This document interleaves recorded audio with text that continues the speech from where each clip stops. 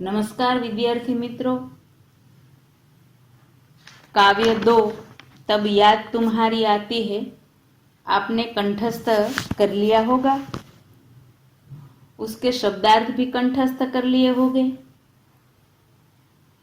अब अभ्यास शुरू करते हैं।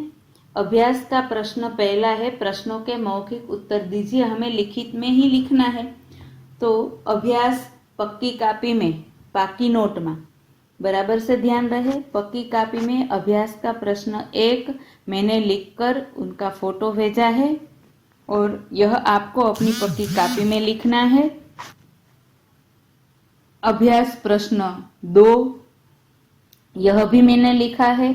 आपको उनके चित्र नहीं बनाने हैं, प्रश्न 2 के चित्र बनाने नहीं है, सिर्फ एकवचन और बहुवचन के वाक्य है वही लिखना है।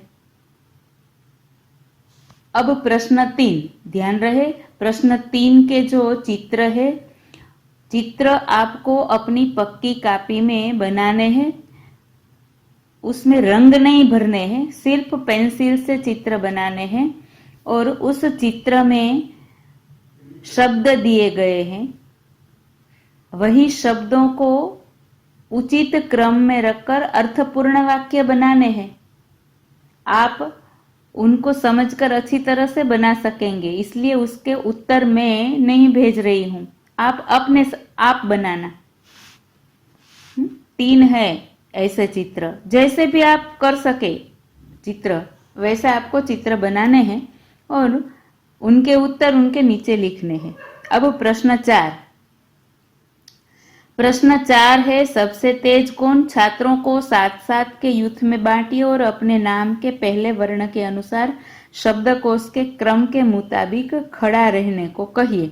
आपको क्या करना है प्रश्न 4 में, बराबर सुनिए। पूरी सूचना एक तो सबसे पहले लिख लेना।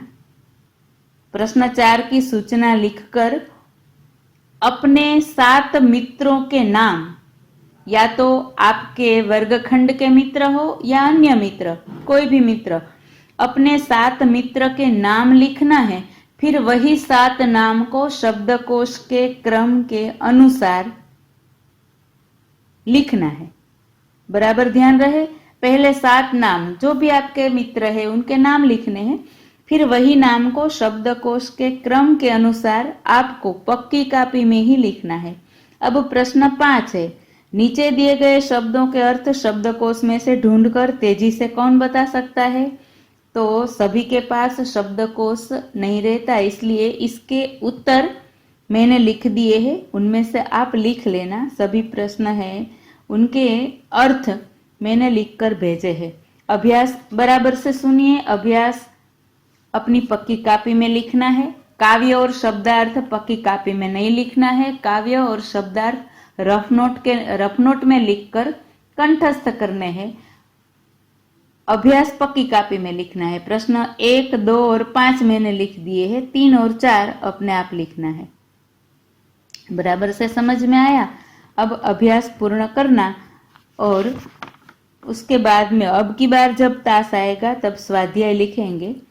तब तक काव्य, उसके शब्दार्थ कंठस्थ करना दोनों, और उसका भावार्थ समझना। लिखने की आवश्यकता नहीं है।